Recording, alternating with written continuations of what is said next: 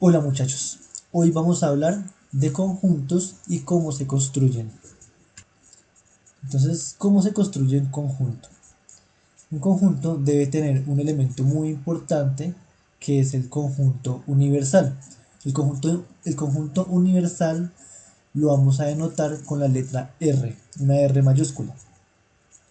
Luego, de ese conjunto universal vamos a agrupar los elementos con respecto a una condición o una característica dada.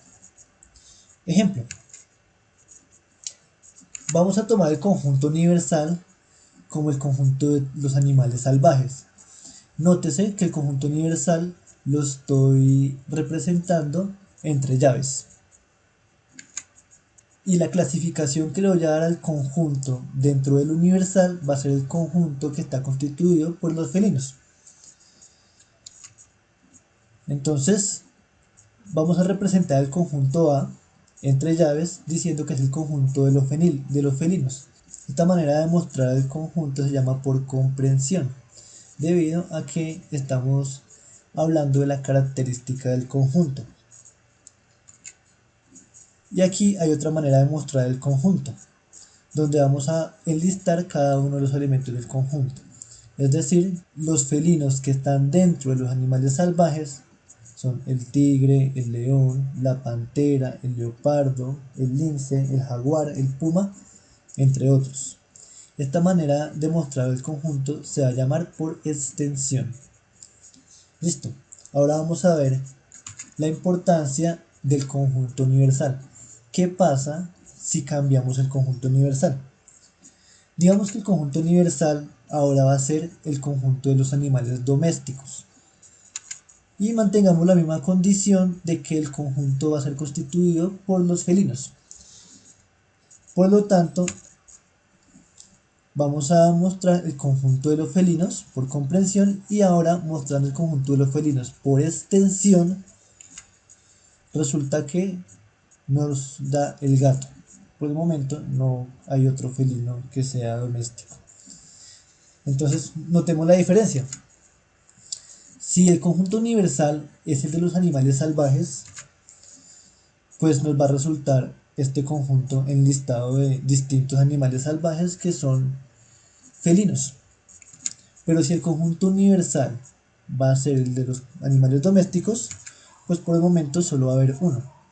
Entonces mire que el conjunto tiene un cambio radical cuando se cambia el conjunto universal. Listo. Vamos a mirar otro sistema de representación del conjunto y se llama por diagrama de Venn. Continuemos. Continuemos con el conjunto universal de los animales salvajes y el conjunto A de los felinos. Entonces, ¿cómo se va a representar?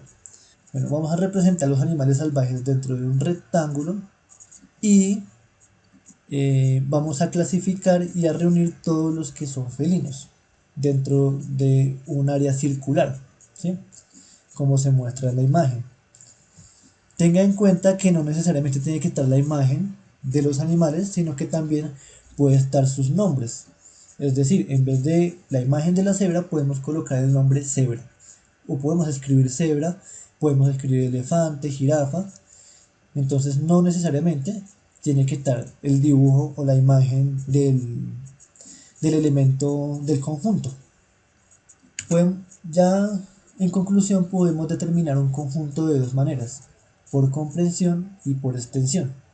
Por comprensión vamos a describir las características del conjunto y por extensión se hace una lista de los elementos del conjunto. Y encontramos dos maneras de representar un conjunto. ¿Cuál va a ser? Por llaves.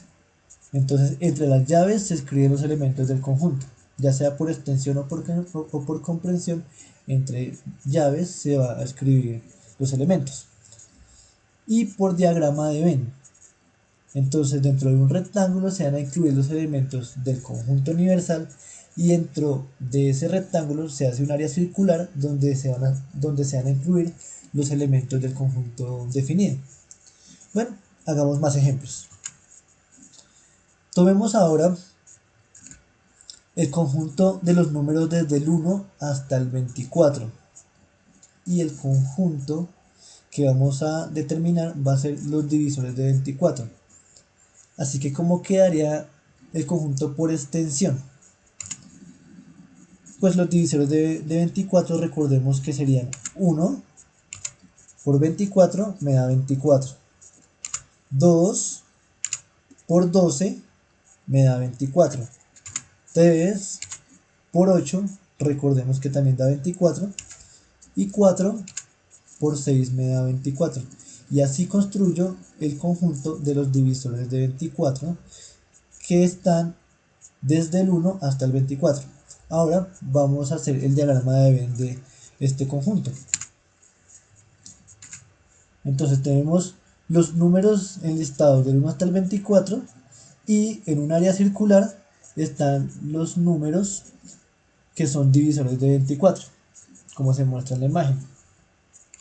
Recuerdo y reitero que no es necesario escribir los números, sino que también se pueden escribir los nombres de los números dentro del conjunto. Listo, vamos a mirar otro ejemplo, los polígonos. Tomamos como el conjunto universal los polígonos con más de 2 lados y menos de 10 lados. Y el conjunto que vamos a constituir son los que son cóncavos. Entonces, ¿qué nos resulta? El cuadrilátero cóncavo, el pentágono cóncavo, el hexágono cóncavo y así sucesivamente. Así estaría el conjunto por extensión entre llaves. Ahora, por diagrama de Venn, el conjunto nos resulta algo de este estilo.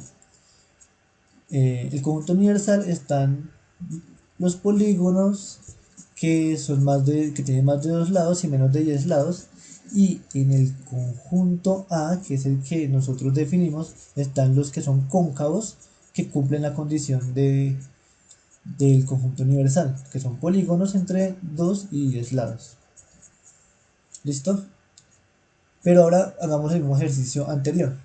Vamos a cambiar el conjunto universal. ¿Qué pasa si el conjunto universal es el conjunto de los polígonos regulares con más de 2 lados y menos de 10 lados?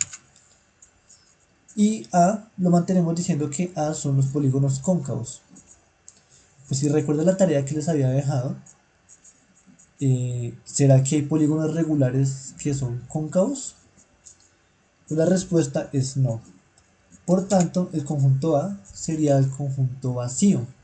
¿Y cómo se denota el conjunto vacío? O sea, donde no hay ningún elemento. Se va a denotar de dos maneras. La primera va a ser el conjunto entre dos llaves y por dentro de las dos llaves no va a haber nada, no va a haber ningún elemento. U otra manera de representarlo sería con este simbolito que representa al conjunto vacío. Bueno, un error muy frecuente es que se denote el conjunto vacío de este modo, donde está A y se denote entre llaves la representación del conjunto vacío. Esto realmente no me está representando el conjunto vacío. Lo que me representa el conjunto vacío va a ser las llaves y dentro de las llaves que no haya ningún elemento o la representación que hemos definido el conjunto vacío. Pero nunca se puede escribir A igual a, se abren llaves y se escribe la representación del conjunto vacío. Nunca se puede hacer eso. Eso estaría incorrecto. Entonces, ¿cómo sería el diagrama de Venn de este conjunto? Pues serían los elementos que cumplen la condición de que son regulares de más de 2 lados y menos de 10 lados, y dentro del conjunto A pues no habría ningún elemento.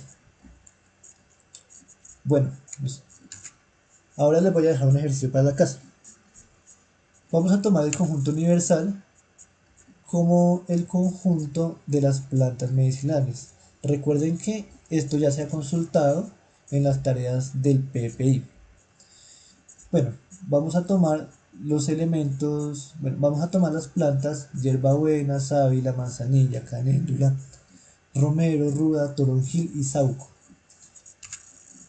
Ahora, teniendo en cuenta ese conjunto universal, la tarea va a ser construir por extensión y por diagrama de Venn los siguientes conjuntos. En el diagrama de Venn pueden hacer los dibujos de las plantas, o si quieren pueden escribir únicamente los nombres de las plantas siempre y cuando estén representado el conjunto universal y el conjunto que se está definiendo. ¿Cuáles van a ser los siguientes conjuntos? El primer conjunto va a ser las plantas que se usan para el dolor de estómago. El segundo van a ser las plantas cicatrizantes. Y el tercero va a ser las plantas antiinflamatorias. Listo, muchachos. Entonces esto ha sido todo por hoy. Hasta luego.